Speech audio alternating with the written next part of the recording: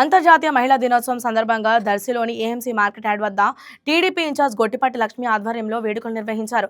ఉదయం నుండే మహిళలు పెద్ద సంఖ్యలో మార్కెట్ యార్డ్ ప్రాంగణానికి చేరుకున్నారు. ప్రాంగణమంతా సందడి వాతావరణంతో నిండిపోయింది. ఈ సందర్భంగా ఆమె మాట్లాడుతూ ముఖ్యమంత్రి చంద్రబాబు నాయుడు మహిళలకు ఎల్లప్పుడూ పెద్దపీట వేస్తున్నారని, వారి అభ్యున్నతికి విశేష కృషి చేస్తున్నారని గుర్తు చేశారు. ముఖ్యంగా డ్వాక్రా సంఘాల బలోపేతానికి, వాటి ద్వారా మహిళలు ఆర్థిక సాధికారతకు ఎన్నో విప్లవాత్మక మార్పులు తెచ్చారని ఆమె వివరించారు. డ్వాక్రా సంఘాలు మహిళలకు కేవలం ఆర్థికంగానే కాకుండా సామాజికంగా, మానసికంగా కూడా ఆత్మవిశ్వాసాన్ని అందించాయని ఆమె అభిప్రాయపడ్డారు. ఈ సంఘాల ద్వారా మహిళలు స్వయం ఉపాధిని పొంది తమ కాళ్ళ మీద తాము నిలబడగలుగుతున్నారని, ఇది సమాజంలో ఒక సానుకూల మార్పును దారితీస్తుందని ఆమె అన్నారు.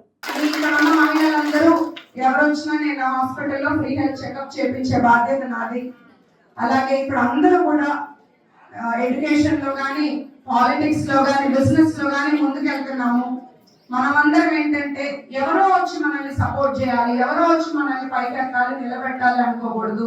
ఒక మహిళకు ఒక మహిళ సపోర్ట్ చేసుకోవాలి. ఎంతమంది ఎక్కువ మనకు పరిచయం ఉన్నారా తెలుసా, ఒక 100 మంది గ్రూప్ ఉన్నావా, మనకి ఫ్రెండ్సా అనేది కాదు.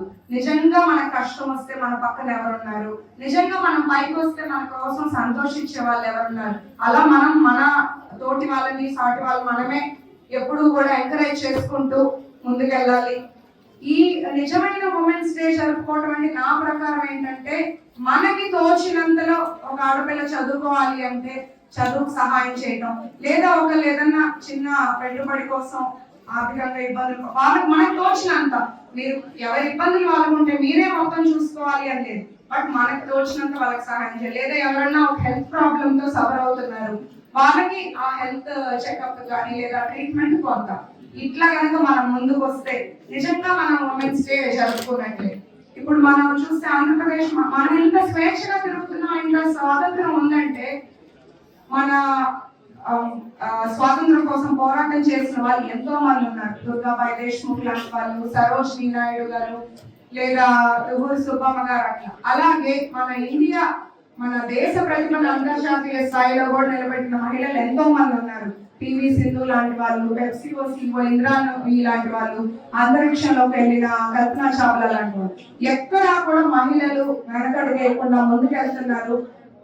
అలాగే ఇంకో ఇంపార్టెంట్ విషయం ఏంటంటే, తెలుగుదేశం పార్టీ స్థాపించిన గొప్ప వ్యక్తి అన్న ఎన్టీఆర్ గారు ఒక మంచి చట్టాన్ని తీసుకొచ్చారు.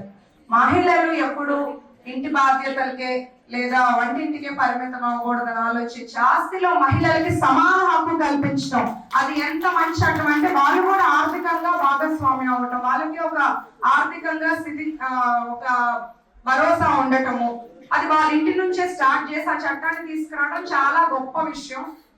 అట్లాంటి సిద్ధాంతాన్ని పార్టీలో ఎలా అయితే స్టార్ట్ చేశారో, మన చంద్రబాబు నాయుడు గారు కూడా స్థానిక సంస్థల్లో రిజర్వేషన్లు అవనివ్వండి, డ్వాక్రా గ్రూప్స్ అవనివ్వండి, సెల్ఫ్ హెల్ప్ గ్రూప్స్ కానీ, ఇట్లా ఎన్నో మంచి మంచి పథకాలు తీసుకొస్తూ మహిళా సాధికారతను ముందుకు తీసుకెళ్తున్నారు. 1994లో ఒక్కసారి మనం ఊహించుకోండి, చంద్రబాబు నాయుడు గారు సీఎం అయ్యాక ఎట్లా ఉంది మహిళల పరిస్థితి ఒక్కసారి ఊహించుకోండి. ఆయన సీఎం అవ్వకపోయింటే మనం ఊహించుకోవడానికి కూడా భయం వేస్తుంది, అవునా కాదా? ఇంతకుముందు ఎప్పుడన్నా ఫారినర్స్ హైదరాబాద్ వస్తే విజిట్ చేసిన ప్రదేశాలు ఏమైనా ఉంటే అందులో డ్వాక్రా సంఘాలు ఖచ్చితంగా ఒకటి ఉంటుంది. మన డెలిగేట్స్ వచ్చి డ్వాక్రా సంఘాల వాళ్ళతో ఫోటోలు దిగారంటే అది ఎంత గొప్ప విషయం, మీ స్థానం ఎక్కడ దాకా తీసుకెళ్లారు అనేది ఆలోచన చేయాలి.